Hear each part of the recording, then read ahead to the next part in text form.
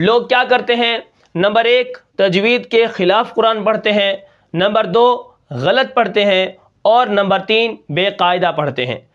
اب ہم ان تینوں چیزوں کو دیکھتے ہیں کہ تجوید کے خلاف قرآن پڑھنا کیا ہوتا ہے، غلط قرآن پڑھنا کیا ہوتا ہے، اور اسی طرح بے قاعدہ پڑھنا کیا ہوتا ہے۔ تو آج ہم ان تین غلطیوں کے بارے میں جانیں گے۔ نمبر ایک، تجوید کے خلاف قرآن پڑھنا۔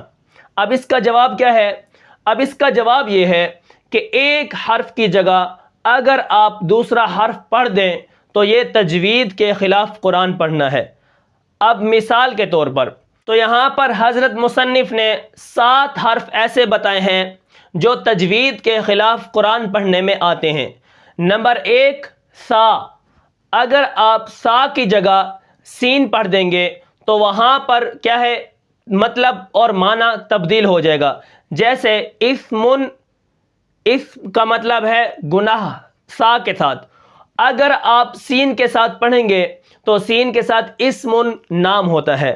اس کے بعد اگر ہا کے اندر ہا اور ہا، الحمد تمام تعریفیں، اور اسی طرح الحمد کیا ہے؟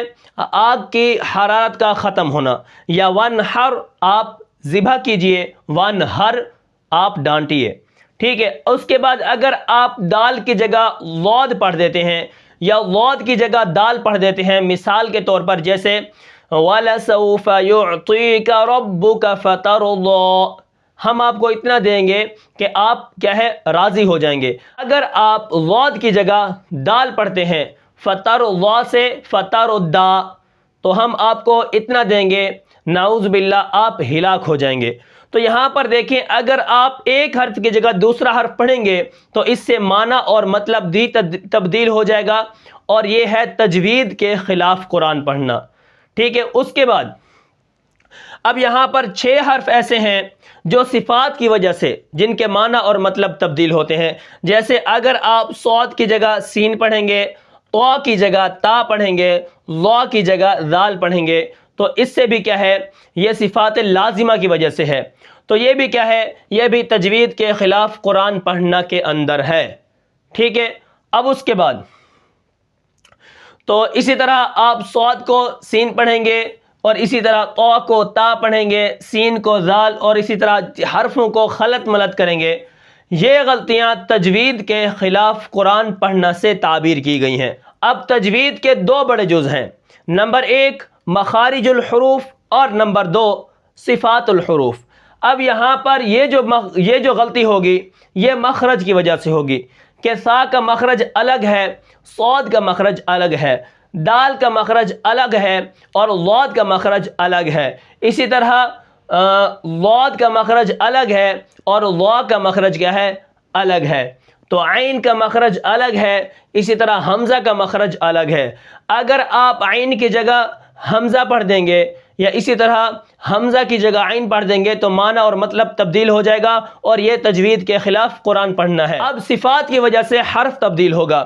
نمبر ایک، آپ صاد کے اندر صفیر والی سیٹی ہے، ٹھیک ہے، صاد اور موٹائی بھی پائی گئی ہے، لیکن آپ اس کی موٹائی کو ختم کر دیں، سین کر دیں تو اس سے غلط ہو جائے گا۔ تو اس کے اندر موٹائی ہے، آپ تا اس کو باریک پڑھ دیں۔ اسی طرح ضا اس کے اندر موٹائی ہے، آپ اس کو باریک کر دیں، ذال نرم پڑھ لیں۔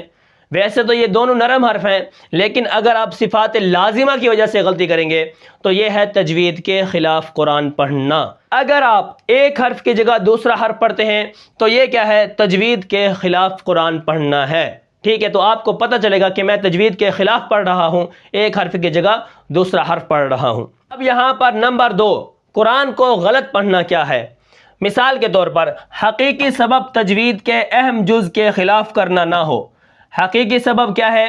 تجوید کے خلاف قرآن مجید پڑھنا نہ ہو، یعنی مخرج میں غلطی نہ ہو اور صفات میں غلطی نہ ہو۔ کیا ہو پھر؟ حرف کی کمی پیشی ہو۔ اگر حرف کے اندر کمی پیشی ہو گئی تو یہ غلط قرآن پڑھنے میں آئے گا۔ اسی طرح اگر حرکات اور سکنات میں آپ غلطی کرتے ہیں تو یہ بھی غلط قرآن پڑھنے میں آئے گا۔ اب اس کو کیا ہے، اس کو علماء عربیت بھی معلوم کر لیتے ہیں، حالانکہ وہ قاری نہ ہو، مجود نہ ہو، لیکن پھر بھی آپ اگر حرکات میں، ساکنات میں یا اسی طرح حرف کو بڑھائیں گے یا گھٹائیں گے تو اس کے اندر وہ کیا ہے، معلوم کر لیتے ہیں۔ وہ کیوں معلوم کرتے ہیں؟ کیونکہ اس غلطی کا سبب عربیت، صرف، نحو کی روح سے کلمہ بدل جاتا ہے۔ صرف نحو کی روح سے اگر آپ کسی حرف کو گھٹائے بڑھائیں گے تو اس سے کیا ہوگا، حرکات اور سکنات میں اگر غلطی کریں گے تو اس سے کیا ہو جائے گا، صرف اور نحو کی روح سے کلمہ بدل جاتا ہے۔ لیکن تجوید و تحسین بھی کسی حد تک متاثر ہوتی ہے۔ اگر آپ حرکات اور ساکنات میں غلطی کرتے ہیں یا حرف کی کمی بیشی کرتے ہیں تو یہ غلط قرآن مجید پڑھنے میں آتا ہے، ٹھیک ہے۔ اس کی تجوید اور تحسین سے تھوڑا سا متاثر ہوتی ہے تجوید، لیکن کیا ہے، یہ ہے غلط قرآن مجید پڑھنا، ٹھیک ہے۔ یہ بڑی غلطیاں ہیں۔ اب اس کے بعد نمبر 3 پر کون سی غلطی ہے، وہ ہے بے قاعدہ پڑھنا۔ بے قاعدہ یعنی قاعدے قانون کو نہ جاننا، بس ایسے ہی پڑھے جانا، ٹھیک ہے۔ تو یہ غلطی صفات عارضہ میں ہوتی ہے۔ صفات عارضہ کون سی ہوتی ہیں؟ یعنی گناہ کرنا، نہ کرنا، مد کرنا، نہ کرنا، اور اسی طرح حرفوں کی خوبصورتی ختم کرنا۔ اب مثال کے طور پر اگر ایک حرف موٹا ہے آپ اس کو باریک کر دیں، الحمدللہ رب العالمین، اب بے قاعدہ پڑھیں، بے قاعدہ، الحمدللہ رب العالمین، عالمین۔ اب الحمدللہ را کو موٹا نہ کریں، اہدنا الصراط المستقیم، آپ باریک کر دیں را کو، اہدنا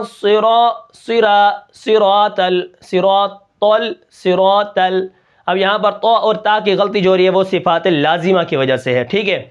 تو یہاں پر آپ دیکھیں نمبر 3 پر بے قاعدہ پڑھنا، مد نہ کرنا، اذا جاء نصر اللہ والفتح، الف لام میم ذالک الکتاب لا ریب فیہ، تو یہ بے قاعدہ پڑھنا میں آتا ہے، اور قرآن کا جو حسن ہے وہ اس سے ختم ہو جائے گا۔ یعنی مد کرنا، نہ کرنا، غنہ آپ نہیں کرتے، ان الذین آمنوا وعملوا الصالحات فلہم اجر غیر ممنون، تو اس طرح پڑھتے جائیں، یہ بے قاعدہ پڑھنا ہے، ٹھیک ہے۔ حرفوں کی خوبصورتی اس سے ختم ہو جاتی ہے۔ بے قاعدہ پڑھنا یہ لحن خفی میں آتا ہے، اور یہ جو اوپر میں نے غلط پڑھنا اور تجوید کے خلاف قرآن پڑھنا یہ لحن جلی میں آتا ہے۔ اگر آپ نے اس دوسرے لمحہ کے اندر غلطیوں کی پہچان نہیں کی تو آپ میرے چینل پر جائیں اور پچھلی جو میں نے سبق پڑھائے ہیں وہ آپ سبق دیکھ سکتے ہیں، جس کے اندر میں نے آپ کو لحن جلی، موٹی غلطی، فاحش غلطی جو قرآن مجید پڑھنے والے لوگ کرتے ہیں وہ بھی آپ جان سکتے ہیں، اور دوسری غلطی لحن خفی ہے جس کو کیا ہے علماء قرات ہی معلوم کر سکتے ہیں۔ تو میں امید کرتا ہوں کہ آپ کو یہ سبق سمجھ آیا ہوگا۔ پھر ملتے ہیں انشاءاللہ اگلے سبق میں، تب تک کے لیے مجھے اجازت دیجیے، اللہ حافظ۔